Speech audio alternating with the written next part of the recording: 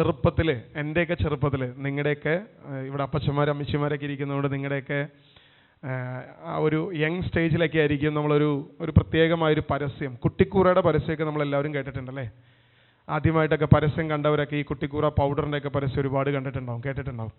അപ്പം പരസ്യം നമ്മൾ മനസ്സിൽ വെക്കേണ്ട, അതിനെക്കുറിച്ചൊരു ചരിത്രമുണ്ട്. അതായത് ഈ കുട്ടിക്കൂറ പൗഡർ ആദ്യമായിട്ട് ഇതിൻ്റെ ഒറിജിനൽ ഇറങ്ങി ഇതിന് നല്ലൊരു റീച്ച് കിട്ടുന്ന സമയത്ത് തന്നെ ഇതിൻ്റെ അതുപോലെ തന്നെ ഇരിക്കുന്ന ഡ്യൂപ്ലിക്കേറ്റും വന്നു.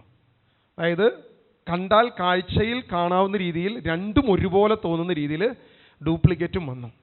അതിൻ്റെ ചരിത്രം നമ്മൾ പരിശോധിച്ചാൽ കാണുന്ന കാര്യം ഇതാണ്: ഒറിജിനലിനേക്കാളും കൂടുതൽ റീച്ച് ഡ്യൂപ്ലിക്കേറ്റിനായി. അതായത് ഒറിജിനൽ 100 പീസ് കച്ചവടം ഉണ്ടെങ്കിൽ ഡ്യൂപ്ലിക്കേറ്റ് 150 പീസ് കച്ചവടമായി. ഇതുപോലെ ഈ സംഭവം വളർന്നു പോയെന്നുള്ളതാണ് കഥകൾ പറയുന്നത്.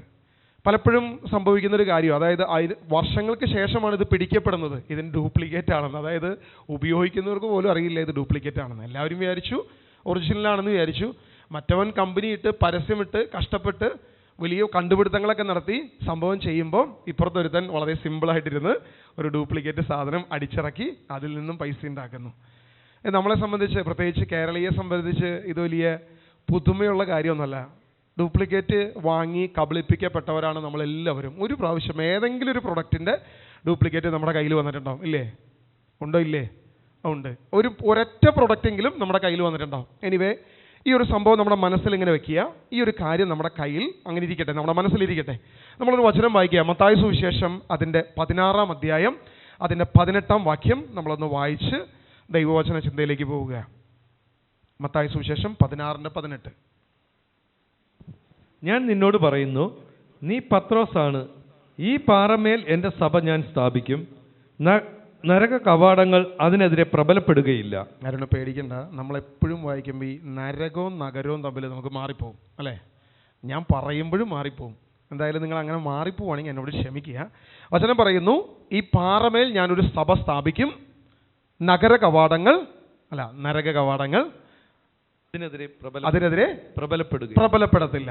അപ്പോൾ പത്രോസിന്റെ ആ പാറമേൽ സ്ഥാപിച്ച സഭയുടെ മേൽ പിശാചിന് എന്തെങ്കിലും ചെയ്യാൻ പറ്റുമോ?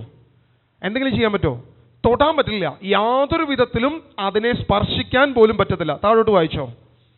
സ്വർഗരാജ്യത്തിന്റെ താക്കോലുകൾ നിനക്ക് ഞാൻ തരും. നീ ഭൂമിയിൽ കെട്ടുന്നതെല്ലാം സ്വർഗത്തിലും കെട്ടപ്പെട്ടിരിക്കും, നീ ഭൂമിയിൽ അഴിക്കുന്നതെല്ലാം സ്വർഗത്തിലും അഴിക്കപ്പെട്ടിരിക്കും. അപ്പൊ എന്റെ ചോദ്യം ഇതാണ്: ഈ പത്രോസിന്റെ ആ ഒരു പാറമേൽ സ്ഥാപിച്ച ഒരു സഭയുണ്ട്, അല്ലെ? ആ ഒരു സഭയ്ക്ക് ഏതെങ്കിലും തലത്തിൽ എന്തെങ്കിലും കുലുക്കമോ അനക്കമോ, നരകത്തിന് അതിന് മേൽ എന്തെങ്കിലും ഒരു പ്രതിസന്ധി ഉണ്ടാക്കാനോ പ്രശ്നമുണ്ടാക്കാനോ സാധിക്കുമോ? സാധിക്കില്ല എന്നാണ് ദൈവം പറഞ്ഞിരിക്കുന്നത്. ഇതാരാ പറഞ്ഞിരിക്കുന്നത്? ഈ വചനം പറഞ്ഞ ആരാ? കർത്താവായ യേശു ക്രിസ്തുവാണ്. അപ്പൊ യേശു പറഞ്ഞ വാക്കിൽ വല്ല മാറ്റം ഉണ്ടാവുമോ? യാതൊരു വിധത്തിലും മാറ്റം ഉണ്ടാകില്ല. കാരണം യേശു ദൈവമാണ്, നമുക്ക് വിശ്വാസമുണ്ട്.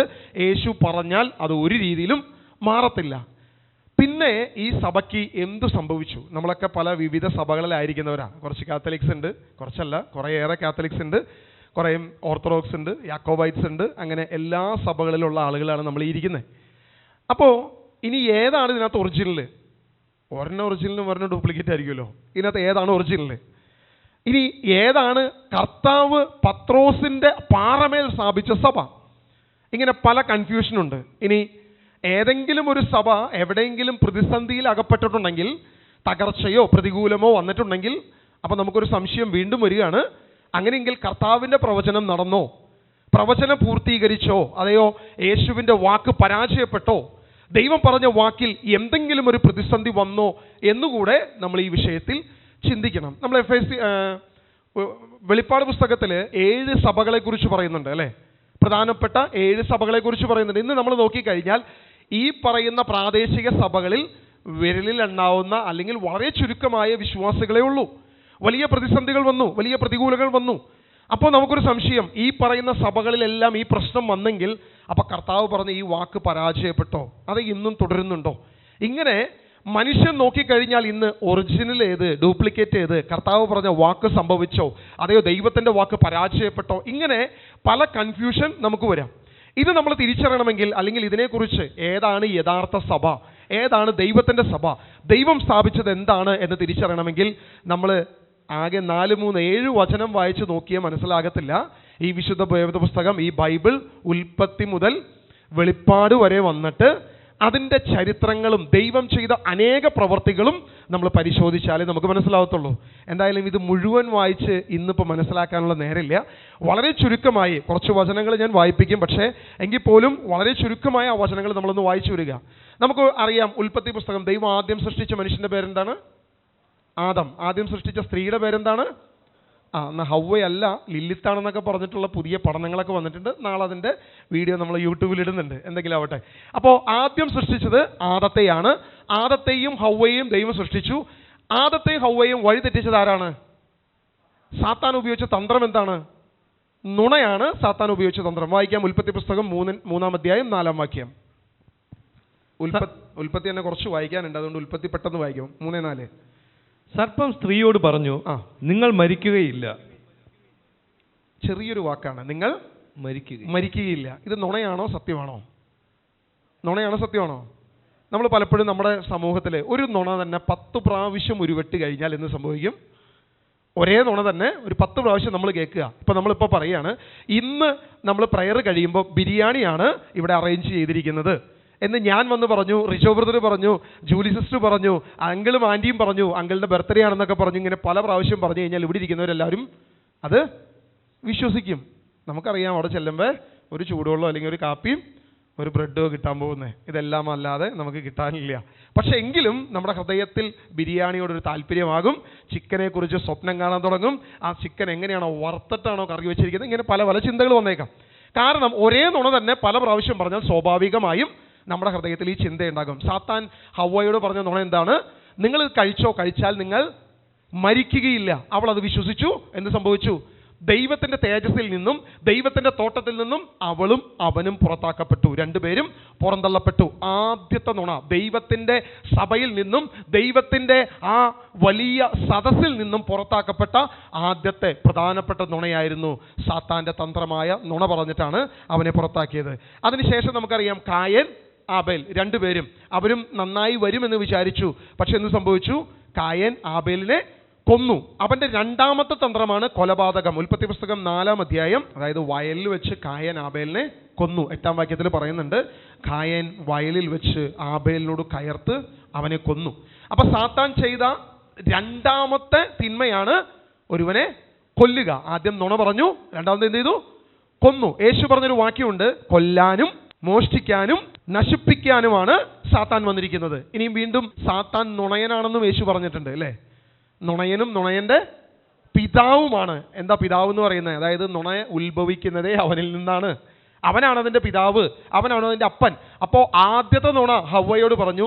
ഇതാ രണ്ടാമത് കായനെ കൊണ്ട് കൊലപാതകം ചെയ്യിച്ചു. പിന്നീട് അങ്ങോട്ട് ലാമേക്കിൻ്റെ കഥ നമുക്കറിയാം. ലാമേക്ക് എന്ത് ചെയ്തു? കായൻ ഒരാളേനെ കൊന്നെങ്കിൽ ലാമേക്കിൻ്റെ പ്രതികാരം 7 ഇരട്ടിയാണെന്നാണ് വചനം പറയുന്നത്. നമ്മളത് വായിക്കുന്നില്ല, പരിചയമുള്ള കാര്യമായതുകൊണ്ട് നമ്മൾ അങ്ങോട്ട് പോവുക. അതിനുശേഷം വീണ്ടും ഹനോക്ക് വന്നു.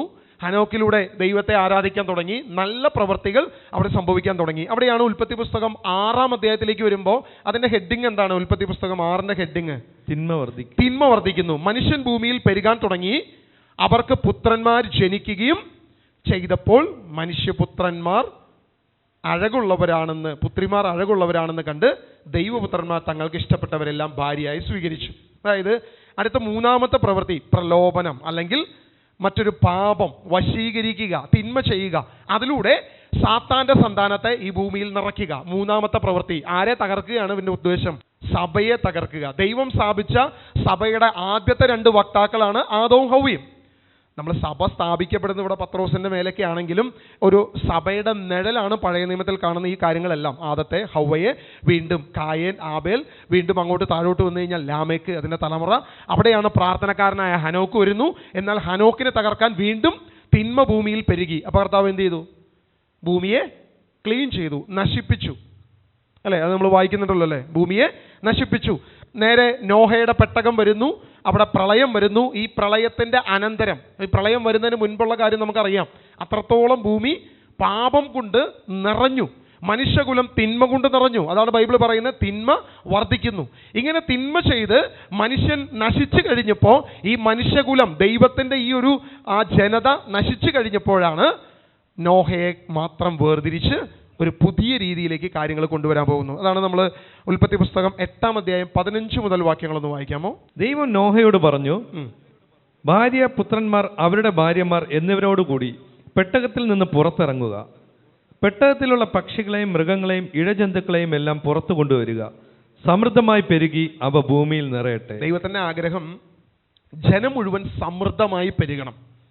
ദൈവത്തിന്റെ പദ്ധതി അതാ, സമൃദ്ധമായി പെരുകണം.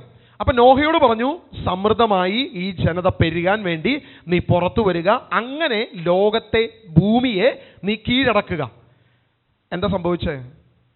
ഈ നോഹയുടെ പെട്ടകം കഴിഞ്ഞിട്ട് പിന്നീട് സംഭവിച്ച കാര്യം നമുക്കറിയാം. ഒരു ഒറ്റ പേജ് ഇങ്ങോട്ട് മറച്ചു കഴിഞ്ഞാൽ നമ്മൾ ബാബേൽ ഗോപുരം കാണുന്നുണ്ട്, അല്ലേ? ഉൽപ്പത്തി പുസ്തകം 11-ാം അധ്യായം ബാബേൽ ഗോപുരത്തെ കുറിച്ച് നമ്മൾ വായിക്കുന്നുണ്ട്. അപ്പോൾ ഈ ബാബേൽ ഗോപുരത്തിന്റെ ആ കാര്യത്തിൽ അവർ ഒരു ആകുലത മുന്നോട്ട് വയ്ക്കുകയാണ്. ആ ആകുലത ഇതാണ്: നമ്മൾ എല്ലാവരും വിഘടിച്ചു പോയി ഭൂമിയുടെ പല സ്ഥലത്തേക്ക് പോയാൽ ശരിയാകത്തില്ല. നമുക്കതുകൊണ്ട് ഒരു വലിയ ഗോപുരം പണിത് നമ്മുടെ പ്രശസ്തി ഇതേ സ്ഥലത്ത് തന്നെ നിലനിർത്താം. ആരും പുറത്തോട്ട് പോകണ്ട, നമുക്കെവിടെ ഈ ഒരു സറൗണ്ടിങ്സിൽ തന്നെ നിൽക്കാനുള്ള ശ്രമം നടത്താം. അതിനുവേണ്ടി ഇതാ ബാബേൽ ഗോപുരം പണിയാനായിട്ട് മനുഷ്യൻ ആഗ്രഹിച്ചു. അതായത് തൊട്ടു മുൻപ് ജലപ്രളയം വന്നു, ദൈവം ജനത്തെ നശിപ്പിച്ചു. ദൈവം എന്ത് പറഞ്ഞു? നീ പെറ്റുപെരുകി ഭൂമിയെ കീഴടക്കുക, ഭൂമിയെ സ്വന്തമാക്കുക, സകല ഭൂമിയെ നീ കീഴടക്കുക. അപ്പം മനുഷ്യൻ നേരെ ദൈവത്തിൻ്റെ പദ്ധതിക്ക് എതിരായിട്ട് തിരിയുക.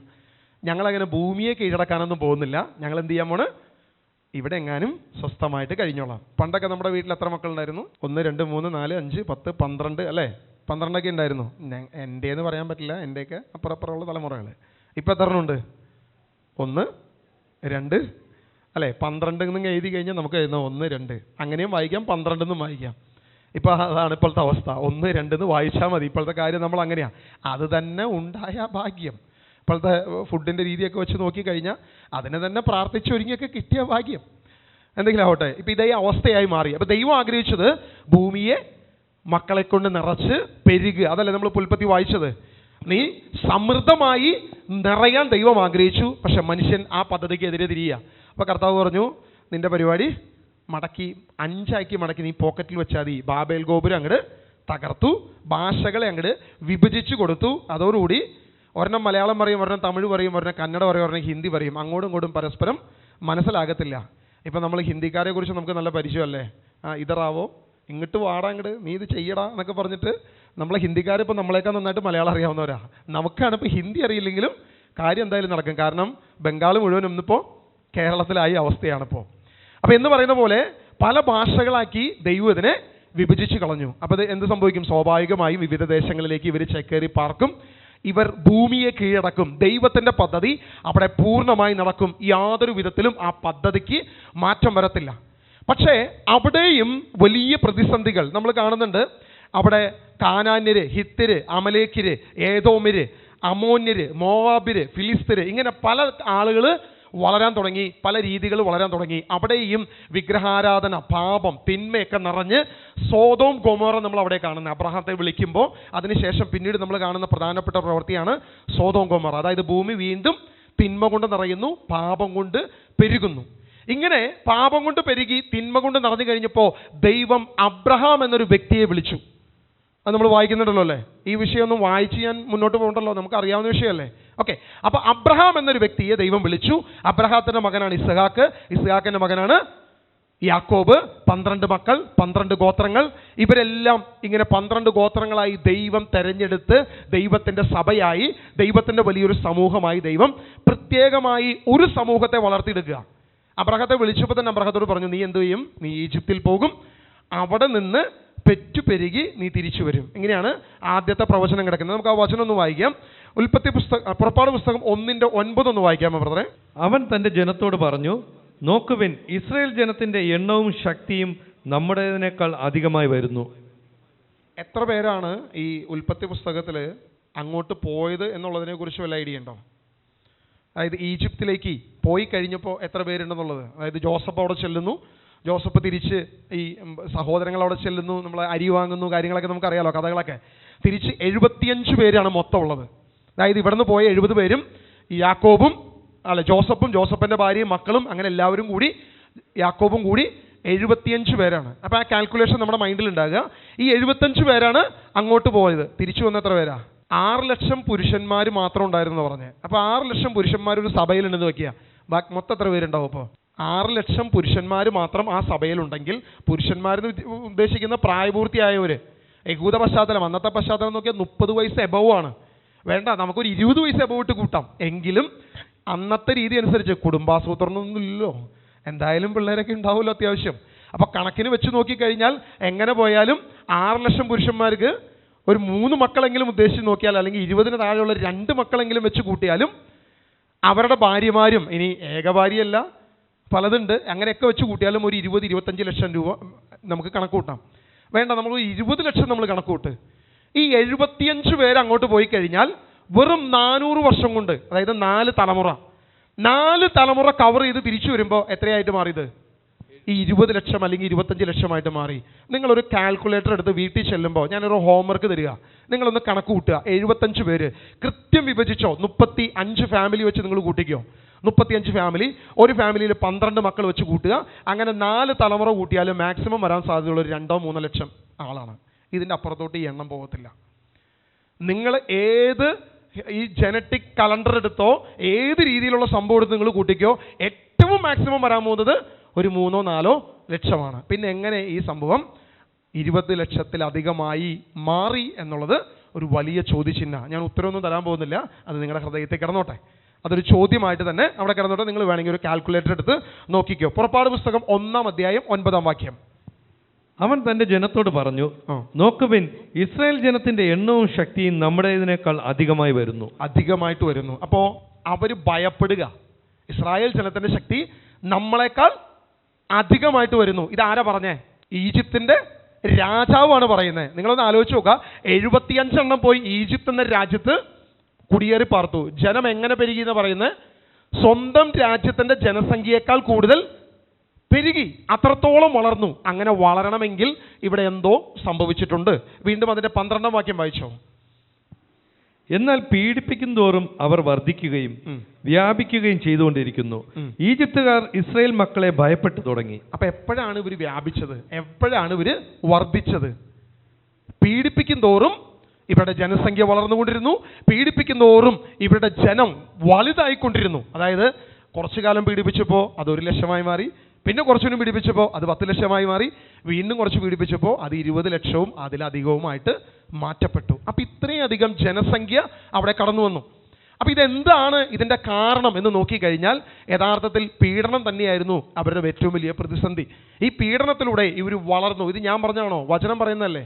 12-ാം വാക്യം എന്താ പറഞ്ഞത്? എന്നാൽ പീഡിപ്പിക്കും തോറും അവർ വർദ്ധിക്കുകയും. അപ്പോൾ വർദ്ധിക്കാനുള്ള കാരണമായിട്ട് ബൈബിൾ പറയുന്നത് അവരേറ്റ പീഡനങ്ങളാണ്.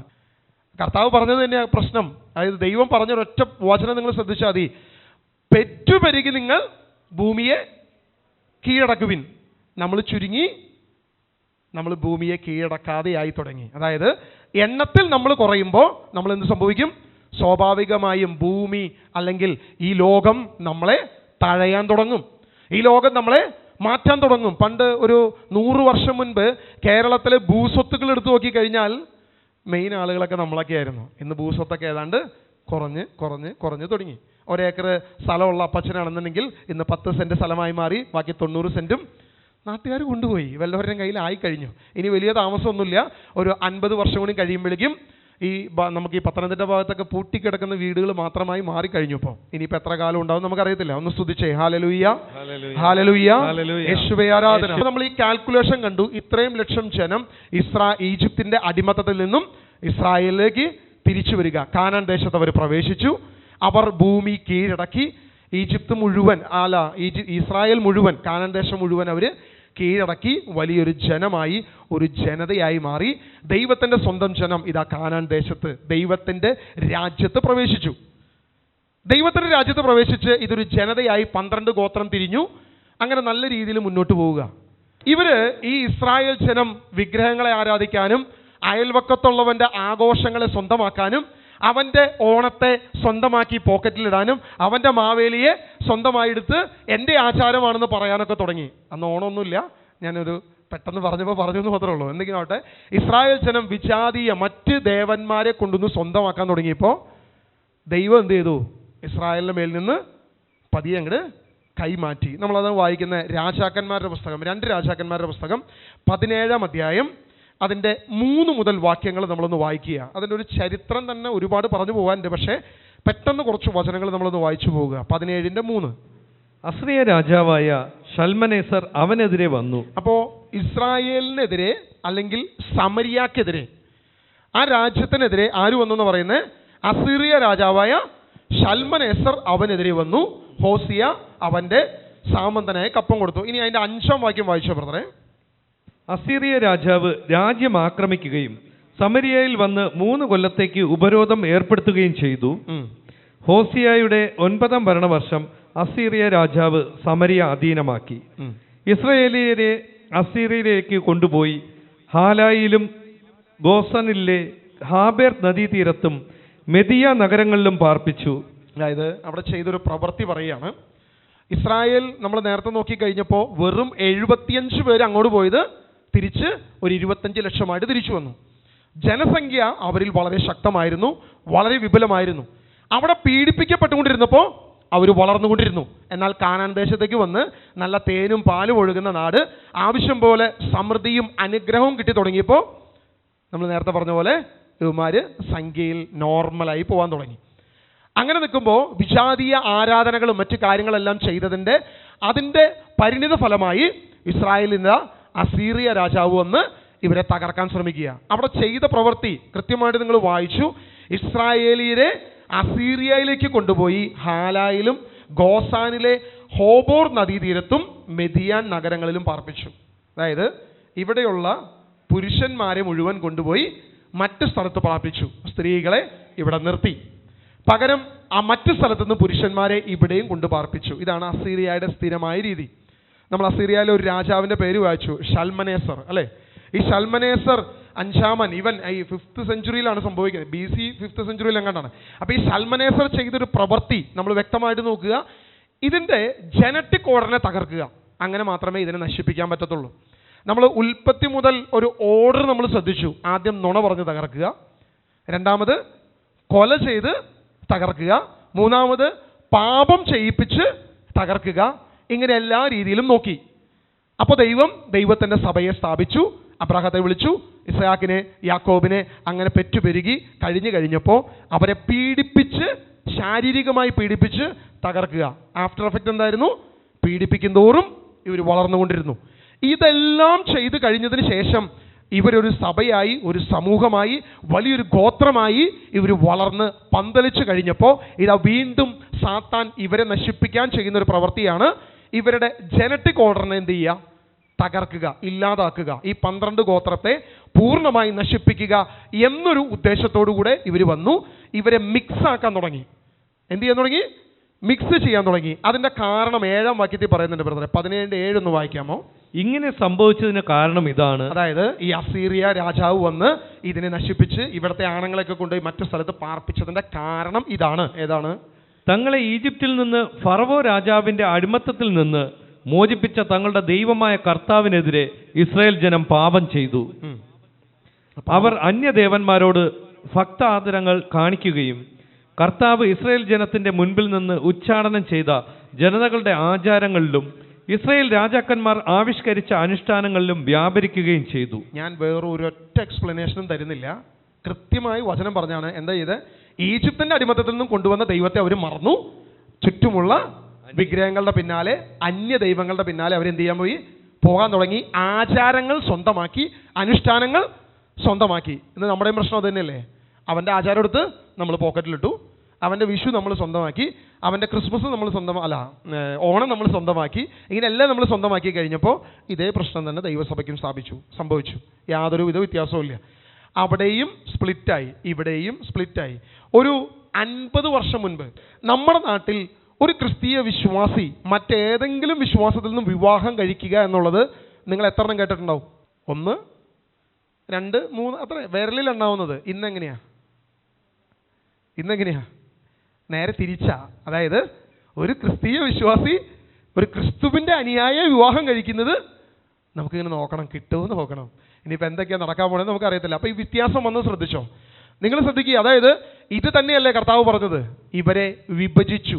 മറ്റോടത്ത് പ്രാക്ടിക്കലി അസീറിയ രാജാക്കന്മാർ തന്നെ ചെയ്തു, പുരുഷന്മാർ അങ്ങോട്ട് കൊണ്ടുപോയി മറ്റു രീതിയിലേക്ക് ഇതിൽ മിക്സ് ചെയ്തു. ഇന്ന് ഇത് നോർമൽ സ്റ്റേജിൽ നടന്നുകൊണ്ടിരിക്കുക.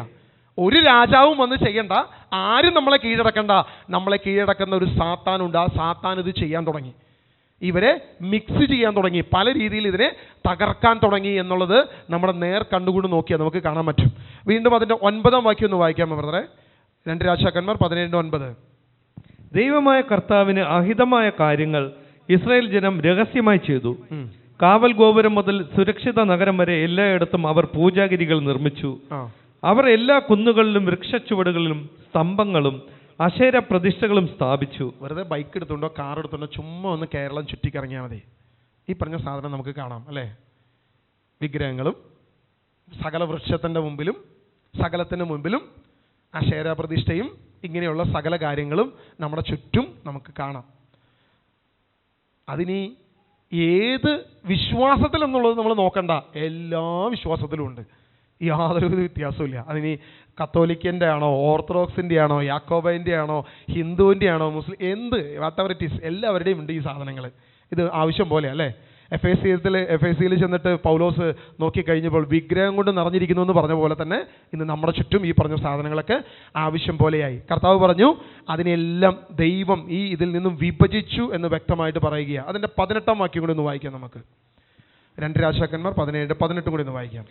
അതിനാൽ കർത്താവ് ഇസ്രായേലിന്റെ നേരെ ക്രുദ്ധനായി അവരെ തന്റെ കൺമുമ്പിൽ നിന്ന് നീക്കിക്കളഞ്ഞു.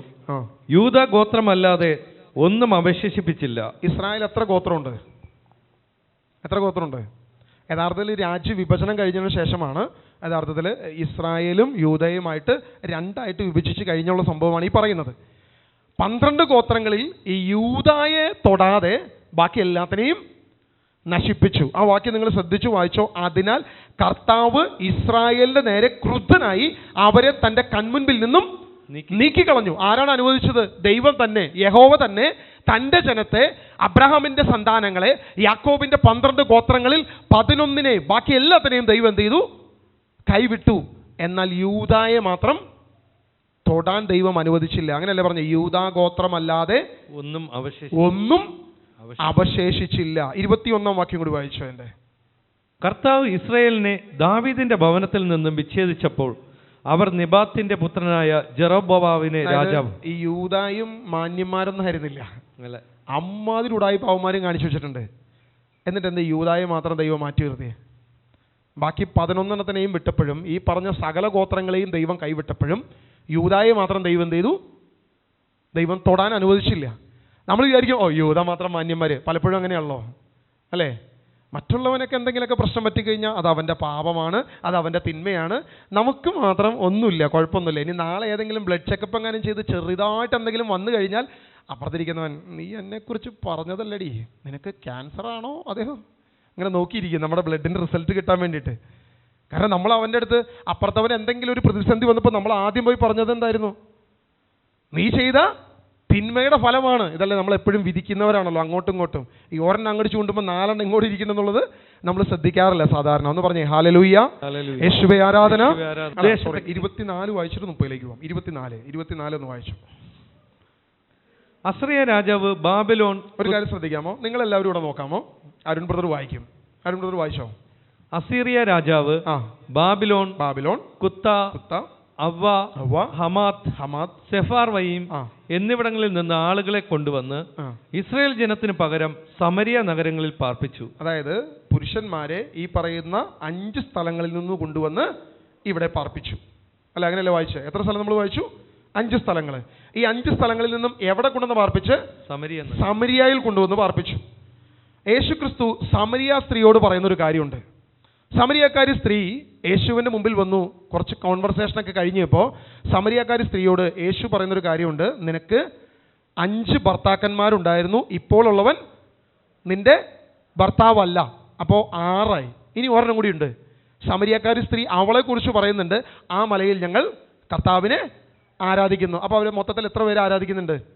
7 പേരെ ആരാധിക്കുന്നുണ്ട്. അതായത് 5 ഭർത്താക്കന്മാരും, എന്നാൽ ഇപ്പോൾ ഒരെണ്ണം ഉണ്ട്, അവനാണെങ്കിൽ 6ാമത്തവനാണ്. ഈ 6 കൂടെ ഇവർ ആരെ വെച്ചിട്ടുണ്ട്?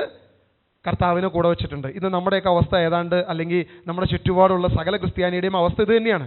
കർത്താവ് നമ്മുടെ കൂടെയുണ്ട്, പക്ഷെ അതിൻ്റെ കൂടെ അത്യാവശ്യത്തിന് നമ്മൾ ഓരോന്നിനെയൊക്കെ കടമെടുക്കുന്നുണ്ട്, ഓരോന്നിനെയൊക്കെ നമ്മൾ ആവശ്യത്തിന് നമ്മുടെ കൂടെ നിർത്തുന്നുണ്ട്. അല്ലേ? എല്ലാവരും ചിന്തിച്ച് നോക്കിയ കാര്യങ്ങൾ മനസ്സിലായി. ഞാനിനി പച്ചയ്ക്ക് പറഞ്ഞു എന്നുള്ളൊരു ആരോപണം ഇനി നമ്മളെക്കുറിച്ച് വേണ്ട. ആരൊക്കെയാണെന്ന് സ്വയം നമ്മൾ തീരുമാനിക്കുക. അപ്പോൾ സമരിയാക്കാരി സ്ത്രീയോട് പറഞ്ഞ ആ സമരിയായുടെ പാപത്തെക്കുറിച്ചാണ് യേശു പറഞ്ഞത്. 2 രാജാക്കന്മാർ 17-ാം അധ്യായത്തിൽ 5 ദേശത്ത് നിന്നും 5 ദേവന്മാരെ, അതാണ് അതിൻ്റെ 30-ാം വാക്യം നമ്മൾ വായിക്കുന്നത്. ബാബിലോണിൽ നിന്നും സുക്കോത്ത് ദേവനെ, കുതു ദേശത്ത് നിന്നും നെർഗാലിനെ, ഹമാത്യർ, അഷിമയെ, അങ്ങനെ പലവിധ ദേവന്മാരെ ഇവിടെ കൊണ്ടുവന്ന് പാർപ്പിച്ചു. അവർക്കൊക്കെ വിഗ്രഹങ്ങളും അവർക്കൊക്കെ ടെമ്പിളുകളും ചർച്ചുകളും ഇവർ പണിതു. ഇതിനെയൊക്കെ പൂജിച്ചു, ഇതിനെയൊക്കെ ആരാധിച്ച് ഭക്തി കാണിച്ചു. അതിൻ്റെ 32-ാം വാക്യം മാത്രം ഒന്ന് വായിച്ചോ ബ്രദറെ. 32. അവർ കർത്താവിനോടും ഭക്തി കാണിച്ചു. 7 ചർച്ച അവിടെ സ്ഥാപിച്ചു, അല്ലെങ്കിൽ 7 ടെമ്പിൾ അവിടെ സ്ഥാപിച്ചു, അതിനെ പൂജിച്ചു. അതിനൊപ്പം തന്നെ കർത്താവിനോടും ഭക്തി കാണിച്ചു. നമ്മളെപ്പോലെയൊക്കെ തന്നെ നമ്മളങ്ങനെയല്ലോ. ഞാൻ കഴിഞ്ഞ 13 വർഷം മുൻപ് ഞാൻ വിചാരിച്ചത് എൻ്റെ കർത്താവ് എൻ്റെ സ്വന്തം. പിന്നെ അതിനിടയ്ക്ക് എല്ലാം ഉണ്ടായിരുന്നു. മദ്യപാനം ഉണ്ടായിരുന്നു, സകലവിധ തിന്മകളും ഉണ്ടായിരുന്നു, എല്ലാവിധ സംഭവങ്ങളും നമ്മളിങ്ങനെ ചുറ്റുപാടും നടന്നിരുന്നു. പക്ഷെ നമ്മൾ വിചാരിക്കുന്നത് നമ്മൾ ആരാണ്? യഥാർത്ഥ ക്രിസ്ത്യാനി, ഞാനാണ് കർത്താവിൻ്റെ മകൻ, ഞാൻ ദൈവത്തിൻ്റെ സ്വന്തം പൈതൽ എന്നെല്ലാവരും ചിന്തിച്ചിരുന്നു. ഇങ്ങനെയാണ് സകല മനുഷ്യരും ചിന്തിക്കുന്നത്. എന്ത് സംഭവിച്ചു? യഥാർത്ഥത്തിൽ ദൈവത്തിൻ്റെ ഏറ്റവും വലിയ പ്ലാനായിരുന്നു അബ്രഹത്തെ വിളിക്കുക, ഇസ്ഹാക്കിനെ, യാക്കോബിനെ. അബ്രഹത്തിന് ഇസ്ഹാക്ക് ലഭിക്കുന്ന എത്ര വർഷം കഷ്ടപ്പെട്ടിട്ടാണ്? 100-ാം വയസ്സിലാണ് കിട്ടുന്നത്. ആ ഇസ്ഹാക്ക് കഴിഞ്ഞ് യാക്കോബിനെ കിട്ടുന്നത് വിവാഹത്തിന് ശേഷം 20 വർഷം കാത്തിരുന്നിട്ടാ. അത്രയും കഷ്ടപ്പെട്ടിട്ടാണ് യാക്കോബിനെ കിട്ടുന്നത്. യാക്കോബിനാകട്ടെ പിന്നീട് കഥ കൊണ്ടുപോകുന്ന ജോസഫിനെ കിട്ടുന്നത് 13-14 വർഷം കഴിഞ്ഞിട്ടാണ്. സ്വന്തം ഭാര്യ, അതായത് അവന് ഇഷ്ടപ്പെട്ട ഭാര്യയിൽ നിന്നും ഒരു കുഞ്ഞിനെ ലഭിക്കുന്നത്.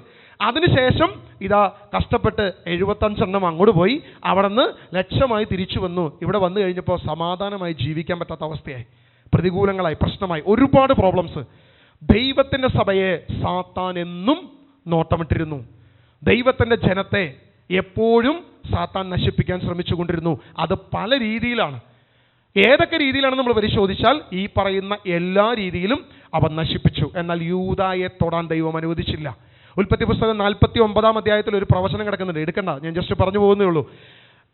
യാക്കോബ് അനുഗ്രഹിക്കുമ്പോൾ യൂദായെ പ്രത്യേകമായി അനുഗ്രഹിക്കുന്നുണ്ട്. കാരണം യൂദ ചെങ്കോൽ നിന്നെ വിട്ട് പോകത്തില്ല. യൂദായിലൊരു ചെങ്കോൽ വരാനുണ്ട്. ക്രിസ്തു യൂദായിലൂടെയാണ് വരാനിരിക്കുന്നത്. പഴയ നിയമം മുഴുവൻ പ്രവചനങ്ങളും ഒരൊറ്റ വ്യക്തിയെക്കുറിച്ചാണ്, ഒരു ദൈവത്തെക്കുറിച്ച്, രക്ഷകനായി ഈ ഭൂമിയിൽ പിറക്കാനിരിക്കുന്ന ക്രിസ്തുവിനെ കുറിച്ചാണ്. നമ്മൾ അനേക പ്രവചനങ്ങൾ വായിച്ചിട്ടുണ്ട്, മനസ്സിലാക്കിയിട്ടുണ്ട്. ഇനി ആ യാതൊരുവിധ പ്രവചനത്തിലേക്ക് നമ്മൾ പോകുന്നില്ല. അപ്പോൾ ഇസ്രായേലിനെ പല രീതിയിൽ നശിപ്പിച്ചു. അസീറിയക്കാർ മാത്രമാണോ ഇസ്രായേലിനെ നശിപ്പിച്ചത്? ആണോ? ഇസ്രായേലിനെ നശിപ്പിച്ചത് ബാബിലോൺ പ്രവാസത്തിലേക്ക് ഇസ്രായേൽ പോയി, ഇല്ലേ? നമ്മൾ വായിക്കുന്നുണ്ട്. അസീറിയ നശിപ്പിച്ചു, പേർഷ്യക്കാരെ നശിപ്പിച്ചു, വേണ്ട ഗ്രീക്കുകാർ. അവസാനം ക്രിസ്തു വരുമ്പോൾ അവരാരുടെ അടിമത്തത്തിലാണ്? റോമൻ അടിമത്തത്തിലാണ്. അവർ പറയുന്നുണ്ട് ഞങ്ങൾ ആരുടെയും അടിമത്തത്തിലല്ല, ഞങ്ങൾ സ്വതന്ത്രരാണ്. പക്ഷേ റോമാക്കാരും അവരെ അടിമത്തത്തിലാക്കി. അവസാനം നമ്മൾ കാണുന്നുണ്ട് ബൈസ്റ്റൻഡിങ്ങുകാരുണ്ട്. ഏറ്റവും ലാസ്റ്റ് യേശുക്രിസ്തുവിനെല്ലാം ശേഷം പിന്നീട് നമ്മൾ കൃത്യമായിട്ട് കാണുന്ന ഓട്ടോമൻ തുർക്കിയുടെ അല്ലെങ്കിൽ ഓട്ടോമൻ ആ ഭരണത്തിൻ്റെ കീഴിലേക്കും ഇസ്രായേൽ പോയതായിട്ട് നമുക്ക് കാണാൻ പറ്റും.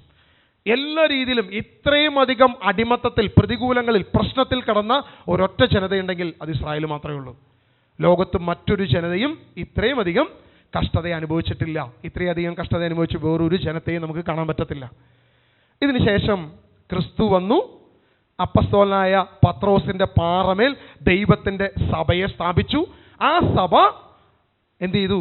വളർന്ന് പന്തലിക്കാൻ തുടങ്ങി. നമ്മൾ 1-2 വചനം കൂടി നമ്മളൊന്ന് വായിക്കുകയാണ്, ഒന്ന് സ്തുതിച്ചെന്ന്.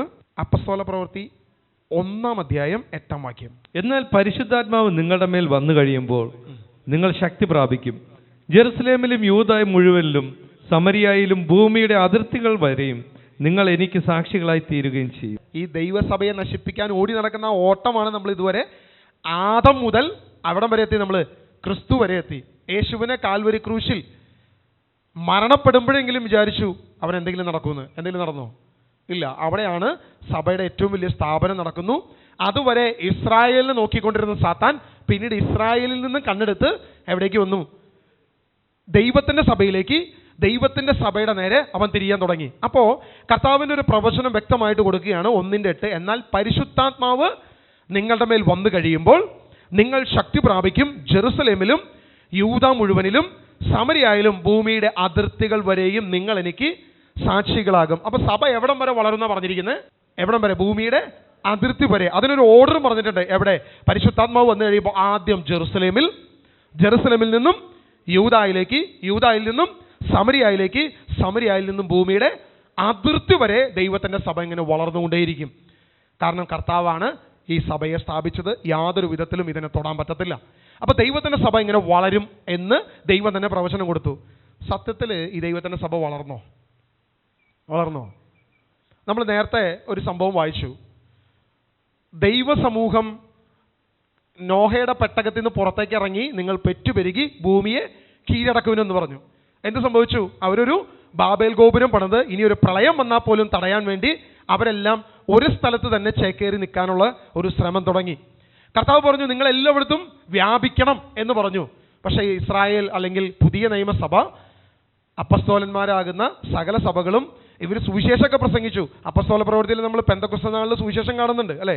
പക്ഷേ അപ്പസ്തോലന്മാരാരും പുറകോട്ട് പോയതായിട്ട് കാണുന്നില്ല. ജെറുസലേമിൽ തന്നെ അവർ ചുറ്റിപ്പറ്റി പാർത്തിരുന്നു. സ്തെഫാനോസിന്റെ കൊലപാതകം വരെ, രക്തസാക്ഷിത്വം വരെ ഒരൊറ്റെണ്ണം പുറത്തോട്ട് പോയില്ല. 8-ാം അധ്യായം 1-ാം വാക്യം വായിച്ചു. അപ്പസ്തോല പ്രവൃത്തി 8:1. സാവൂൾ ഈ വധത്തെ അനുകൂലിച്ചു. അന്ന് ജെറുസലേമിലെ സഭയ്ക്കെതിരായി വലിയ പീഡനം നടന്നു. അവിടെ ഒരു വാക്ക് നോട്ട് ചെയ്യുക. ജെറുസലേമിലെ സഭയ്ക്കെതിരെ വലിയ പീഡനം നടന്നു. നമ്മൾ ഇതിനു മുമ്പ് ഒരു വാക്ക് വായിച്ചു വെച്ചിട്ടുണ്ട്. ജെറുസലേമിലെ സഭയ്ക്കെതിരെ വലിയ പീഡനം നടന്നു. 4-ാം വാക്യം വായിക്കാം. ചിതറിക്കപ്പെട്ടവർ വചനം പ്രസംഗിച്ചുകൊണ്ട് ചുറ്റി സഞ്ചരിച്ചു. അവിടെ തുടങ്ങിയാണ് വചനം വളർന്നു തുടങ്ങുന്നത്, സമരിയായിലേക്ക് ചെല്ലുന്നത്. അതുവരെ സമരിയായിലേക്ക് സംഭവം ചെന്നോ? ഇല്ല. എവിടെയാണ് സഭ വളരാൻ തുടങ്ങിയത്? പീഡനം എവിടെ സ്റ്റാർട്ട് ചെയ്തോ അവിടെ സഭ വളരാൻ തുടങ്ങി. എവിടെയാണോ ആദ്യമായി പീഡനം സ്റ്റാർട്ട് ചെയ്തത് ആ സഭ പുറത്തേക്ക് ഇറങ്ങാൻ തുടങ്ങി. ജെറുസലേമിൽ നിന്നും സമരിയായിലേക്ക്, സമരിയായിൽ നിന്നും ഇനി എവിടെ വരെ ചെല്ലും? അത് ലോകത്തിന്റെ അങ്ങേയറ്റം വരെ. ആദ്യം സഭ മുഴുവൻ കഷ്ടത അനുഭവിച്ചത് ജെറുസലേമിൽ തന്നെയായിരുന്നു. അപ്പസ്തോലന്മാർക്ക് ജെറുസലേമിന്റെ അകത്ത് പ്രവേശിക്കാൻ പോലും കഴിയാതെ അവസാനം റോമായിൽ തുടങ്ങി. റോമ രാജാക്കന്മാർ മുഴുവൻ ക്രിസ്ത്യാനികളെ പീഡിപ്പിക്കാൻ തുടങ്ങി. AD 1-ാം നൂറ്റാണ്ട് മുഴുവൻ ക്രിസ്തീയ പീഡനങ്ങളായിരുന്നു. 2-ാം നൂറ്റാണ്ട്, 3-ാം നൂറ്റാണ്ട് കോൺസ്റ്റന്റൈൻ ചക്രവർത്തിയുടെ AD 316 നടന്ന മിലാൻ വിളംബരം തുടങ്ങി മാത്രമാണ് ക്രിസ്ത്യാനിക്ക് ഒന്ന് നടു നിവർത്താനുള്ള സമയം കിട്ടിയത്.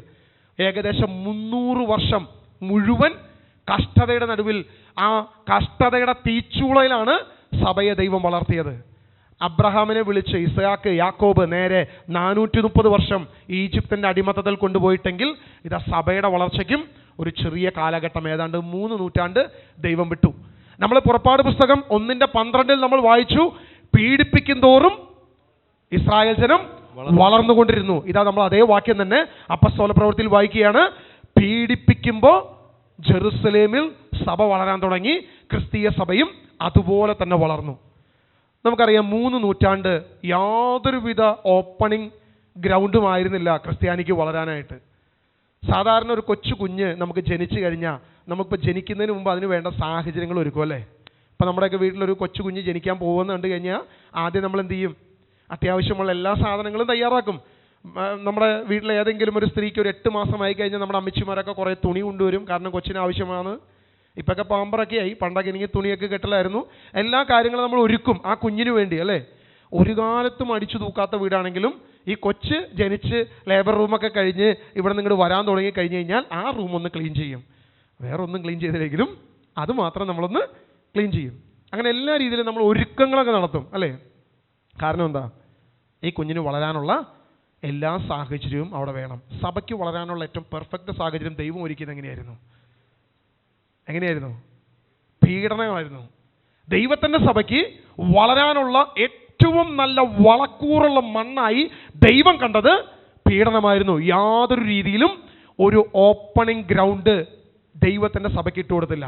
നിങ്ങളെ തന്നെ ഒന്ന് പരിശോധിച്ചേ. കഴിഞ്ഞ 10 വർഷമെങ്കിലും കർത്താവിൻ്റെ കൂടെ നിൽക്കുന്നവരാണ് നിങ്ങൾ പലരും, അല്ലെങ്കിൽ അതിൽ കൂടുതൽ. ഞാനൊരു ബേസിക് പറയുന്നത് 10. ഈ 10 വർഷമായി നിങ്ങൾ ഓരോ സമയത്തും കർത്താവിൻ്റെ വചനത്തിൻ്റെ കൂടെ സ്ട്രോങ് ആയി നിന്നതെല്ലാം പീഡകളിലൂടെയാണ് അല്ലേ? നമ്മൾ വിഗ്രഹം എടുത്ത് പള്ളയെ കളഞ്ഞതിൻ്റെ ആദ്യത്തെ കാരണം പെന്തക്കോസ്താണെന്നുള്ള മുദ്ര നമ്മളെ കുത്താൻ തുടങ്ങിയപ്പോഴാണ്. എന്തായാലും പെന്തക്കോസ്താണെന്ന് മുദ്ര കുത്തി, എന്നാൽ പിന്നെ ഈ സാധനം അങ്ങോട്ട് പൊക്കോട്ടെ എന്ന് പറഞ്ഞ് നമ്മൾ എന്ത് ചെയ്തു? വിഗ്രഹത്തെ എടുത്ത് അങ്ങോട്ട് എറിഞ്ഞു കളഞ്ഞു. കാരണം കർത്താവിൻ്റെ വചനം പാലിക്കണം. എന്തായാലും അവൻ നമുക്കെതിരെ തിരിയാണ്. എന്നാൽ പിന്നെ നമുക്ക് കൂടുതൽ ക്രിസ്തുവിൽ ശക്തരാകാം. നമുക്കെതിരെ വാക്കുകൾ വന്നപ്പോൾ അല്ലേ നമ്മൾ കൂടുതൽ സ്ട്രോങ് ആയേ? നമുക്കെതിരെ പീഡനങ്ങൾ വന്നപ്പോൾ അല്ലേ നമ്മൾ കർത്താവിൽ വീണ്ടും ബലപ്പെടാൻ തുടങ്ങിയേ? ദൈവത്തിൻ്റെ സഭയ്ക്ക് ഈ ഒരു പ്രത്യേകതയുണ്ട്. എപ്പോഴൊക്കെ പീഡനങ്ങൾ വരുന്നോ, എവിടെയൊക്കെ പ്രതിസന്ധികൾ വരുന്നോ, എവിടെയൊക്കെ കഷ്ടതകൾ വരുന്നോ, അവിടെയെല്ലാം ദൈവത്തിൻ്റെ സഭ വളർന്നുകൊണ്ടിരിക്കും. യാതൊരു വിധത്തിലും ഇതൊരു മാറ്റം ഉണ്ടാവത്തില്ല. ഈ സഭ ഒരു കാലം ഇങ്ങനെ ശക്തമായി വളർന്നു തുടങ്ങി. സാത്താൻ എല്ലാ രീതിയും നോക്കി, നുണ പ്രചരിപ്പിച്ചു നോക്കി, നടക്കുന്നില്ല. കൊലപാതകം ചെയ്തു നോക്കി, നടക്കുന്നില്ല. രക്തസാക്ഷികൾ കൂടുന്തോറും സഭ എന്ത് ചെയ്യും? വളർന്നുകൊണ്ടിരിക്കും. ഇനി നുണ എങ്ങനെയൊക്കെയാ സഭയ്ക്കെതിരെ നുണ വന്നത്? ആര്യനിസം വന്നു, അല്ലേ? നോയിസ്റ്റിക് വന്നു. സഭ ക്രിസ്തുവിൻ്റെ ദൈവത്വത്തെ മാറ്റി നിർത്തിക്കൊണ്ട് ആദ്യ നൂറ്റാണ്ടുകളിൽ വന്ന പാഷണ്ഡതകൾ, ആദ്യ നൂറ്റാണ്ടിൽ ദൈവവചന വിപരീതങ്ങൾ എത്ര ഉണ്ടാകുന്ന നമുക്ക് എണ്ണി പഠിക്കാൻ പറ്റത്തില്ല. അത്രയധികം ഉണ്ട്. ഓരോരുത്തരും ഓരോ രീതിയിലാണ് വ്യാഖ്യാനിച്ചുകൊണ്ടിരുന്നത്. പക്ഷെ ഇവിടെ എവിടെയെങ്കിലും നടന്നോ? ഇല്ല. പുസ്തകങ്ങൾ എഴുതി നടന്നോ? സഭയെ പീഡിപ്പിക്കാൻ പറ്റുമോ? സഭയെ നശിപ്പിക്കാൻ പറ്റുമോ? ഇല്ല. എല്ലാ രീതിയിലും അവൻ്റെ സകല നുണകളും അവൻ പ്രചരിപ്പിച്ചു, കൊന്നു നോക്കി, ഇനി പ്രേരിപ്പിച്ചു നോക്കി, പ്രലോഭിപ്പിച്ചു നോക്കി, പാപം ചെയ്യിപ്പിക്കാനുള്ള എല്ലാ വാതിലുകളും തുറന്നിട്ട് നോക്കി. അവിടെ നടന്നോ? ഇല്ല. എന്തൊക്കെ ക്രിസ്ത്യാനിയുടെ മുമ്പിൽ കൊണ്ടുവന്ന് വെച്ചാലും അവനിതൊന്നും വേണ്ട. അവൻ സുഖമായി ദൈവത്തെ ആരാധിച്ച് കൈയടിച്ച് കാരാഗ്രഹത്തെ കൊണ്ടിട്ടാലും കഴുത്ത് വെച്ചാലും കഴുത്ത് വെട്ടിക്കൊന്നാലും ആ കഴുത്ത് നീട്ടിക്കൊടുക്കുന്ന ക്രിസ്ത്യാനിയെ നമ്മൾ കാണാൻ തുടങ്ങി. കാരണം യേശുക്രിസ്തുവിൻ്റെ പ്രബോധനം അത്ര ശക്തമായിരുന്നു. നിന്റെ അയൽക്കാരനെ സ്നേഹിക്കുക, നിന്റെ ശത്രുവിനെ സ്നേഹിക്കുക, അവർക്ക് വേണ്ടി പ്രാർത്ഥിക്കുക എന്ന് പറഞ്ഞ ക്രിസ്തുവിൻ്റെ ആ എല്ലാ വാക്കുകളും ക്രിസ്ത്യാനി ഹൃദയത്തിൽ കൊണ്ടുനടക്കാൻ തുടങ്ങി. ക്രിസ്ത്യാനിയെ യാതൊരു വിധത്തിലും നശിപ്പിക്കാൻ പറ്റിയില്ല.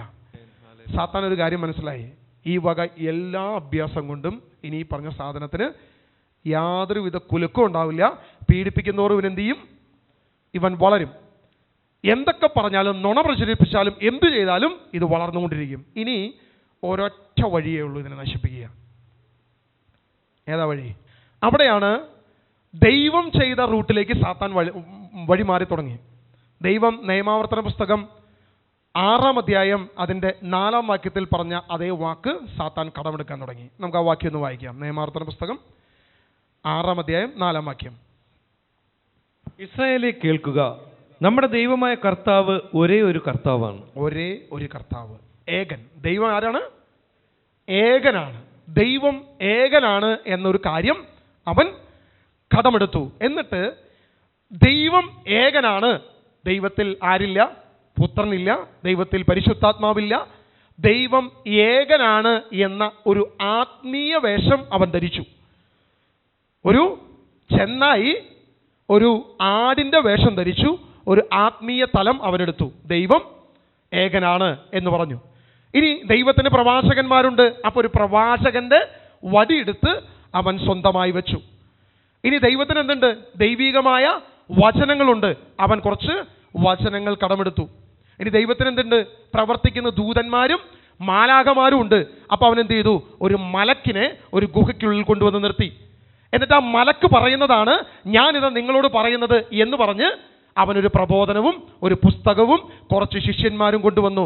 ഞാനാണ് അവസാനത്തെ പ്രവാചകൻ, ഞാനാണ് യഥാർത്ഥ പ്രവാചകൻ. ഒരു ആത്മീയ വേഷം അവൻ ധരിച്ചു. ആ ആത്മീയ വേഷമെടുത്ത് പഴയ നിയമ പ്രവാചകന്മാരായ ആദം മുതൽ ഇങ്ങോട്ടുള്ള യേശു ക്രിസ്തു വരെയുള്ള സകല പ്രവാചകന്മാരുടെയും യേശുവിൻ്റെ ദൈവത്വത്തെ മാറ്റി നിർത്തി യേശുവിനെ ഒരു പ്രവാചകൻ മാത്രമാക്കി ഈ പറയുന്ന എല്ലാവരുടെയും പിതൃത്വം അവൻ സ്വന്തമാക്കി. ഇതെല്ലാം നമ്മന്റെ പ്രവാചകന്മാരാണെന്ന് പറഞ്ഞ് ഒരു പുതിയ പുസ്തകമുണ്ടാക്കി.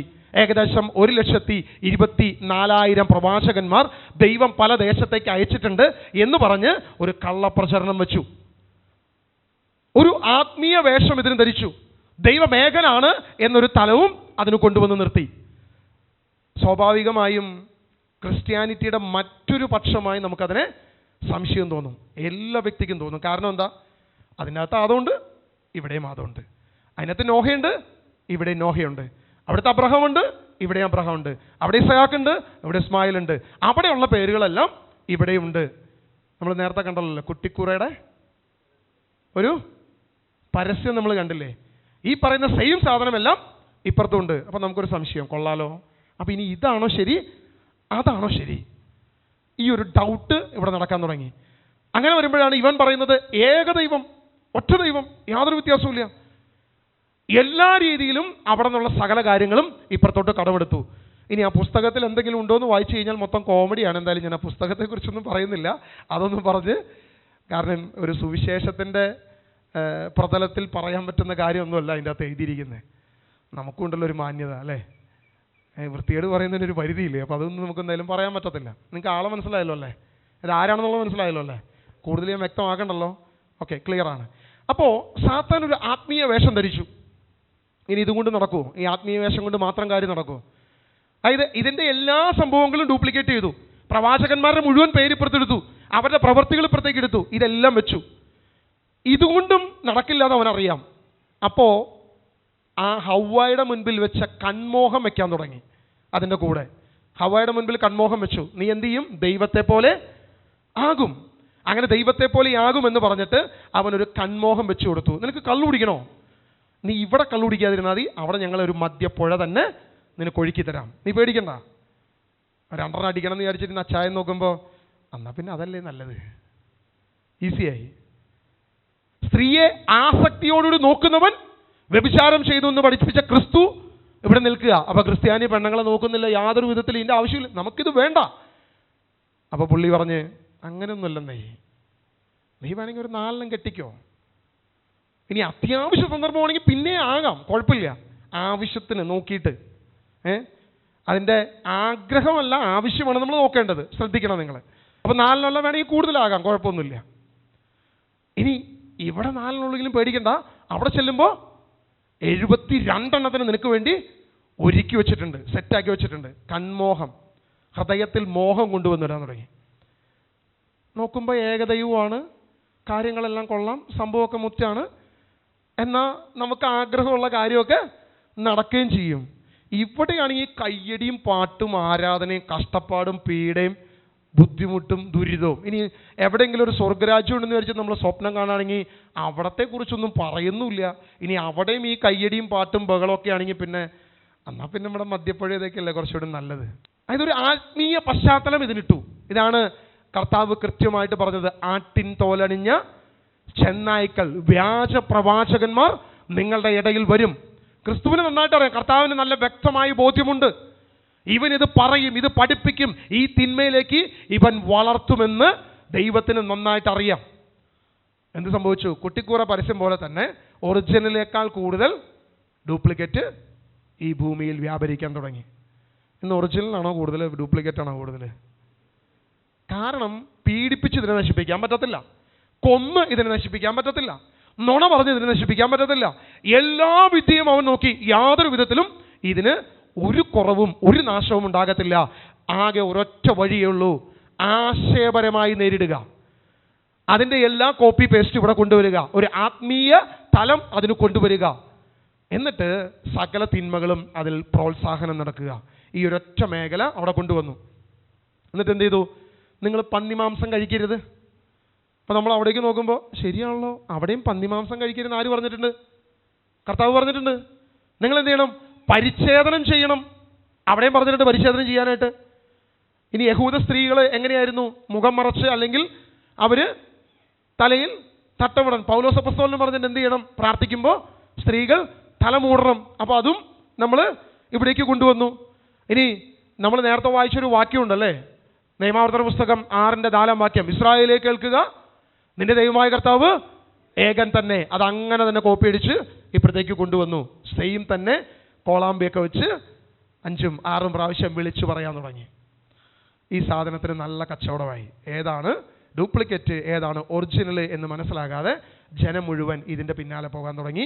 സകല കൺമോഹവും സകല തിന്മകളും സകല രീതികളും അവൻ വളർത്താൻ തുടങ്ങി. ദൈവത്തിൻ്റെ സഭയെ നശിപ്പിക്കാൻ ഏക മാർഗം ഇത് മാത്രമേ ഉള്ളൂ. ഇന്ന് നിങ്ങൾ നോക്കിക്കോ, ആദിമസഭ വളർന്നു നിന്ന സ്ഥലങ്ങൾ മുഴുവൻ ഇന്ന് അവൻ്റെ സ്വന്തമായി, അവൻ്റെ കസ്റ്റഡിയിലായി തുടങ്ങി. ഇന്ന് വിരലിൽ എണ്ണാവുന്ന കാര്യങ്ങളെ നമുക്ക് കാണാൻ പറ്റത്തുള്ളൂ. എന്ന് പറഞ്ഞേ ഹല്ലേലൂയ, ഹല്ലേലൂയ, യേശുവേ ആരാധന. നിയമാവർത്തന പുസ്തകം 6:4 നമ്മൾ വായിച്ചപ്പോൾ അവിടെ ദൈവം ഏകനാണ് എന്നാണ് പറഞ്ഞത് അല്ലേ? ദൈവം ഏകൻ. ദൈവൻ ഏകൻ എന്ന് പറയാൻ ഹെബ്രായ ഭാഷയിൽ ഉപയോഗിച്ച വാക്ക് എഖാദ് എന്ന വാക്കാണ്. എന്താണ് ഉപയോഗിച്ചത്? എഖാദ്. ദൈവം ഏകനാണെന്ന് പറയാൻ ദൈവം ഹെബ്രായ ഭാഷയിൽ ഞാൻ ഏകനാണെന്ന് പറയാൻ ഉപയോഗിച്ചത് എഖാദ് എന്ന വാക്കാണ്. എന്നാൽ ഒന്ന് മാത്രമാണ് എന്ന് പറയാനായിട്ട്, അതായത് ഒരു ആട്ടിൻകുട്ടിയെ തിരഞ്ഞെടുക്കണം, നീ ആ ഒരു ആടിനെ ബലിയർപ്പിക്കണം എന്നൊക്കെ പറയുന്ന ഒന്ന് എന്ന ഹെബ്രായ ഭാഷയിൽ ഉപയോഗിക്കുന്ന വാക്ക് എഖാദല്ല, യാക്കീദ് എന്ന വാക്കാണ്. ഏതാ ഉപയോഗിക്കുന്നത്? യാക്കീദ്, ഒന്ന് എന്ന് പറയാൻ. ദൈവം ഞാൻ ഏകനാണെന്ന് പറയാൻ ഉപയോഗിച്ചിടത്തെല്ലാം ദൈവം പറഞ്ഞിരിക്കുന്നത് എഖാദ് എന്ന വാക്കാണ്. യാക്കീദ് ഒരു സ്ഥലത്ത് ഉപയോഗിച്ചിട്ടില്ല. അപ്പം എന്തുകൊണ്ടായിരിക്കും ദൈവം യാക്കീദ് ഉപയോഗിക്കാതെ എഖാദ് എന്ന വാക്ക് ഉപയോഗിച്ചത്? അത് അറിയണമെങ്കിൽ നമ്മളൊരു വചനം വായിക്കണം. ഉൽപ്പത്തി പുസ്തകം 2-ാം അധ്യായം 24-ാം വാക്യം. അതിനാൽ പുരുഷൻ മാതാപിതാക്കളെ വിട്ട് ഭാര്യയോട് ചേരും, അവർ ഒറ്റ ശരീരമായി തീരും. ഒറ്റ ശരീരമായി തീരും. അവിടെ എത്ര പേരുണ്ട് ശരിക്കും? ആദോ ഉണ്ട്, ഹവ്വയുണ്ട്. അവിടെയാണ് ഇരിക്കുന്നത്. ആദോ ഹവ്വയെ കുറിച്ചല്ലേ പറയുന്നത്? പുരുഷൻ മാതാപിതാക്കളെ വിട്ട് ഭാര്യയോട് ചേരും. ഭാര്യയോട് ചേർന്നാൽ പിന്നെ അവർ എത്ര പേരുണ്ട്? എത്ര പേരുണ്ട്? ബൈബിൾ എന്താ വായിച്ചോ? അവർ ഒറ്റ ശരീരമായി തീരും. ശരിക്കും എത്ര പേരുണ്ട് അവിടെ? 2 പേരുണ്ട്. പക്ഷെ എത്ര ശരീരമായി തീരും എന്ന് പറഞ്ഞേ? ഒരു ശരീരമായി തീരും. ഇവിടെ ഏതെങ്കിലും ഭാര്യ ഭർത്താക്കന്മാർ ഒരു ശരീരമായിട്ട് ഇരിക്കുന്നവരുണ്ടോ? ഉണ്ടോ? 2 കാണാം, എന്നാൽ ഒരു മനസ്സായിരിക്കും, ചിലപ്പോൾ ഒരു ശരീരമൊക്കെ തന്നെ ആയിരിക്കും. കർത്താവ് പറഞ്ഞെന്താ? ഒറ്റ ശരീരമായി തീരും. ഹെബ്രായ ഭാഷയിൽ നിങ്ങൾ ഒറ്റ ശരീരമായി തീരുമെന്ന് പറയാൻ ഉപയോഗിച്ചിരിക്കുന്നത് ദൈവം ഏകനാണെന്ന് പറഞ്ഞ അതേ എഖാദ് എന്ന വാക്ക് തന്നെയാണ്. നിങ്ങൾ തുടർന്ന് ബൈബിളിൽ ഉടനീളം ഹെബ്രായ ഭാഷയിൽ പരിശോധിച്ചോ, ദൈവം ഏകനാണെന്ന് പറഞ്ഞപ്പോഴെല്ലാം 2 പേര് നിൽക്കുന്ന അതേ വാക്ക് തന്നെ എഖാദ്, അതായത് ബഹുത്വമുള്ള ഏകത്വം കാണിക്കാൻ വേണ്ടി തന്നെയാണ് എഖാദ് എന്ന് പറഞ്ഞിരിക്കുന്നത്. യാതൊരു വിധത്തിലും അത് മാറ്റിയിട്ടില്ല. ഇനി വീണ്ടും നമ്മൾ ബൈബിൾ വായിക്കുമ്പോൾ നമുക്കറിയാം, ദൈവം ആദത്തെ സൃഷ്ടിക്കുമ്പോൾ തന്നെ നമുക്ക് നമ്മുടെ ഛായയിലും സാദൃശ്യത്തിലും മനുഷ്യനെ സൃഷ്ടിക്കാം. നമുക്ക് ഒറ്റ ആളായിട്ടാണ് പറഞ്ഞത്? അല്ല, ബഹുത്വം തന്നെയാണ് അവിടെ ഉപയോഗിച്ചിരിക്കുന്നത്. വീണ്ടും പാപം ചെയ്ത് ഇവർ തിന്മ ചെയ്ത് അവരുടെ മേൽ പാപം വന്നു കഴിഞ്ഞപ്പോൾ അപ്പോഴും പറയുന്നുണ്ട്, മനുഷ്യൻ പാപം ചെയ്ത് നമ്മെപ്പോലെ ഒരുവനായി. നമ്മെപ്പോലെ, അവിടെയും ബഹുത്വം തന്നെയാണ് കാണുന്നത്. ബൈബിളിൽ ഉടനീളം നമുക്ക് ഈ ബഹുത്വം കാണാം. പിതാവ്, പുത്രൻ, പരിശുദ്ധാത്മാവ്. ഈ ബഹുത്വത്തെ ഉൽപ്പത്തി മുതൽ വെളിപാട് പുസ്തകം വരെ നമുക്ക് വളരെ കൃത്യമായിട്ട് നമുക്ക് കാണാൻ പറ്റും. ഹല്ലേലൂയ, ഹല്ലേലൂയ, യേശുവേ ആരാധന, യേശുവേ ആരാധന. ബഹുത്വമുള്ള ഏകത്വമായ ഏക ദൈവത്തെയാണ് നമ്മൾ എന്ത് ചെയ്യുന്നത്? നമ്മൾ ആരാധിക്കുന്നത്. യാഹുവേ രക്ഷിക്കുന്നു എന്ന് പറഞ്ഞ് യഹോവ എന്ന നാമത്തിൽ തന്നെ വന്ന യഹോശുവ നമ്മളെ രക്ഷിക്കുന്നു. ആ യഹോശുവയുടെ ആത്മാവ് ഇന്ന് നമ്മോട് കൂടെ വസിക്കുകയും ആ ആത്മാവിന്റെ ശക്തിയാൽ നമ്മൾ മുന്നോട്ട് പോവുകയും ചെയ്യുന്നു. ഹല്ലേലൂയ, ഹല്ലേലൂയ, യേശുവേ ആരാധന. അപ്പൊ ദൈവം ഏകനല്ലേ? അതെ, ദൈവം ഏകനാണ്. എന്നാൽ ആ ദൈവത്തിൽ തന്നെ നമുക്ക് പിതാവിനെയും പുത്രനെയും പരിശുദ്ധാത്മാവിനെയും കാണുന്നത്, അത് രക്ഷാകർമ്മവുമായി ബന്ധപ്പെട്ട് നമ്മിൽ പ്രവർത്തിക്കുന്ന പരിശുദ്ധാത്മാവിനെയും കാണാൻ സാധിക്കും. ഈ ഒരു കാര്യമാണ്. ദൈവമല്ലാതെ 2, 3 ആണെന്ന് എവിടെയെങ്കിലും പറഞ്ഞിട്ടുണ്ടോ? 3 ദൈവത്തെ നമുക്ക് ക്രിസ്ത്യാനിറ്റിയിൽ കാണാൻ പറ്റുമോ? ഇല്ല, യാതൊരു രീതിയിലും കാണാൻ പറ്റില്ല. ഒരൊറ്റ ദൈവത്തെയെ നമുക്ക് കാണാൻ പറ്റത്തുള്ളൂ. ക്രിസ്തു ആ ദൈവം തന്നെയാണെന്ന് ദൈവവചനം വ്യക്തമായി നമ്മളെ പഠിപ്പിക്കുന്നു. ഹല്ലേലൂയ, ഹല്ലേലൂയ, യേശുവേ ആരാധന, യേശുവേ ആരാധന, യേശുവേ ആരാധന. നമ്മളൊറ്റ കാര്യം മനസ്സിലാക്കുക, നമ്മൾ വിശ്വസിക്കുകയും പഠിക്കുകയും അല്ലെങ്കിൽ നമ്മൾ ചിന്തിക്കുകയും ചെയ്യുന്ന സഭ ഏതാണെന്നാണ്. ആരുടെ സഭ? ദൈവം സ്ഥാപിച്ച, ക്രിസ്തു സ്ഥാപിച്ച, പത്രോസിന്റെ പാറമേൽ സ്ഥാപിച്ച ഈ സഭ ഏതാണെന്നാണ്. അവന്മാരെ നമുക്ക് വിടാം. അത് കത്തോലിക്കനാണോ, യാക്കോബായാണോ, ഓർത്തഡോക്സ് ആണോ, ഇനി പെന്തക്കോസ്താണോ, ഇനി ബ്രദറിനാണോ, ഇനി മറ്റെന്തെങ്കിലും ആണോ? എന്തായാലും ഇവിടെ ഉണ്ടല്ലോ ഒരു 10,000-40,000 എണ്ണം. ഇതിനകത്ത് പേതാ? അതാണല്ലോ നമ്മുടെ പ്രശ്നം. പുറപ്പാട് അപ്പസ്തോല പ്രവൃത്തിയിൽ കാണുന്നുണ്ട്, അവൻ അനുദിനം സഭയോട് ചേർത്തു. വിശ്വസിക്കുന്നവരെ അവൻ അനുദിനം സഭയോട് ചേർത്തു. യേശു പറഞ്ഞൊരു വ്യക്തമായ വചനമുണ്ട്, എൻ്റെ രാജ്യം ഐഹികമല്ല, ആണെങ്കിൽ എനിക്ക് ദൂതന്മാരും യുദ്ധം ചെയ്യാൻ പടയാളികളും എല്ലാം ഉണ്ടായിരുന്നേനെ. അതുകൊണ്ട് പത്രോസിനോട് പറഞ്ഞു, പത്രോസെ വാള് ഉറയിലിടുക, വാളെടുത്തവൻ വാളാൽ തന്നെ നശിക്കുമെന്ന് വ്യക്തമായിട്ട് പത്രോസിനോട് പറഞ്ഞു. ക്രിസ്തുവിൻ്റെ സഭ നമ്മൾ നോക്കിയാൽ കാണുന്ന ഒരു കെട്ടിടവുമല്ല. നമ്മൾ നോക്കുമ്പോൾ മനസ്സിലാക്കാൻ പറ്റുന്ന അല്ലെങ്കിൽ കണ്ണുകൊണ്ട് കാണുന്ന, ഇന്ന് യാതൊരുവിധ സർട്ടിഫിക്കറ്റുമുള്ള, യാതൊരുവിധ ബുക്കുമുള്ള, ഇന്ന് ID കാർഡോ നിനക്ക് തരുന്ന എന്തുമുള്ളതല്ല ക്രിസ്തുവിൻ്റെ സഭ. ക്രിസ്തുവിൻ്റെ സഭ ഏകമാണ്. അത് ഇൻവിസിബിളായിട്ട് നിൽക്കുന്ന ഒരു സഭ തന്നെയാണ്. വിശ്വസിക്കുന്നവരെ അവൻ അനുദിനം ദൈവസഭയോട് ചേർക്കും. അത് തന്നെയാണ് കർത്താവ് പറഞ്ഞേ. പക്ഷേ ഒറ്റ കാര്യമേ ഉള്ളൂ, സഭയുടെ കൂടെ എന്നും ഉണ്ടാവും പീഡനം. പീഡനമുണ്ടെങ്കിലേ സഭ വളരത്തുള്ളൂ. നിന്റെ സഭയ്ക്ക് നേരെ, നീയാകുന്ന ക്രിസ്തുവിൻ്റെ ശിരസ്സാകുന്ന നിന്റെ സഭയ്ക്ക് നേരെ പീഡനമില്ലേ? ഒരു കാര്യം മനസ്സിലാക്കിക്കോ, നിന്റെ സഭയ്ക്ക് എവിടെയോ ഒരു പ്രശ്നമുണ്ട്. സഭ വളരണമെങ്കിൽ കർത്താവ് ആഗ്രഹിക്കുന്നത് പീഡകളിലൂടെ തന്നെയാണ്. അല്ലാതെ മൊയിൽ വെച്ചുണ്ടാക്കണമിട്ട് 10,000 ലക്ഷക്കണക്കിന് ഉണ്ടാക്കുന്നതാണോ ദൈവം ആഗ്രഹിക്കുന്നത്? ആണോ? അല്ല. നിങ്ങൾ നോക്കിക്കോ, നേരത്തെ ഞാൻ പറഞ്ഞ ഉദാഹരണത്തിലെല്ലാം ആ പഴയ ഇസ്രായേൽ വളർന്ന പോലെ തന്നെ താഴോട്ട് ഇതെല്ലാം വളർന്നിട്ടുണ്ട്. ഇന്ന് പരിശോധന അവർക്കുണ്ട്. അവർ 12, 20, 10, 30 ഒക്കെ ആയിട്ട് മക്കളുമായിട്ട് വളരുന്നുണ്ട്, തലമുറയായിട്ട് വളരുന്നുണ്ട്, ജനസംഖ്യയിലും വളരുന്നുണ്ട്, എല്ലാ രീതിയിലും അവർ വളർന്നു പോകുന്നുണ്ട്. യേശു പഠിപ്പിച്ച എല്ലാ കാര്യങ്ങളും നേരെ ഓപ്പോസിറ്റായി. ഒരൊറ്റ കാര്യങ്ങളും, ദൈവം പറഞ്ഞ ഒരു വചനം പോലും അവരെന്ത് ചെയ്യുന്നില്ല, പാലിക്കുന്നില്ല. സഹോദരനെ സ്നേഹിക്കാൻ കർത്താവ് പറഞ്ഞു, സഹോദരനെ തള്ളി മാറ്റാൻ പുള്ളി പറഞ്ഞു. ശത്രുവിനെ സ്നേഹിക്കാൻ പറഞ്ഞു, ശത്രുവിനെ ശപിക്കാൻ പുള്ളി പഠിപ്പിച്ചു. കർത്താവ് പറഞ്ഞ ഈ സകല വാക്യങ്ങളും എല്ലാം നേരെ തിരിച്ച് അപ്പുറത്തെ വഴിക്ക് മാറ്റിവിട്ടു. സഭയെ നശിപ്പിക്കാൻ എന്നാലും അവന് പറ്റിയില്ല. സഭ എന്ത് ചെയ്തു? സഭ വളർന്നുകൊണ്ടേയിരിക്കുന്നു. ഇന്നും ഈ സഭ വളരുന്നു. നമ്മൾ കഴിഞ്ഞ കുറച്ച് വർഷമായിട്ട് നമ്മൾ ഒരുമിച്ച് കൂടുന്നു. നമ്മളിൽ തന്നെ ഇന്ന് ജീസസ് വിഷനിൽ തന്നെ എത്ര പേരുണ്ടെന്ന് നിങ്ങൾക്ക് അറിയാമോ? നിങ്ങൾക്ക് എണ്ണമുണ്ടോ? എണ്ണ കൊടുക്കാൻ പറ്റുമോ? ജീസസ് വിഷനിൽ വചനം കേട്ട് ക്രിസ്തുവിനെ ആത്മാവിലും സത്യത്തിലും ആരാധിക്കുന്ന എത്ര പേരുണ്ടെന്ന് നിങ്ങൾക്ക് എണ്ണമുണ്ടോ? ഇനി ജീസസ് വിഷന്റെ ഓഫീസിൽ എണ്ണമുണ്ടോ? നമുക്ക് പറയാൻ പറ്റത്തില്ല. ദൈവത്തിനെ എണ്ണമുള്ളൂ. ഇതിൽ ആരൊക്കെ നിൽക്കുന്നുണ്ട്, ആരൊക്കെ വീഴുന്നുണ്ട്, ആരൊക്കെ ദൈവത്തെ ആരാധിക്കുന്നുണ്ട്, ആരൊക്കെ വീണ് പോയിട്ടുണ്ടെന്ന് ദൈവത്തിന് മാത്രമേ അറിയത്തുള്ളൂ. ഒന്ന് സ്തുതിച്ചേ ഹല്ലേലൂയ, ഹല്ലേലൂയ.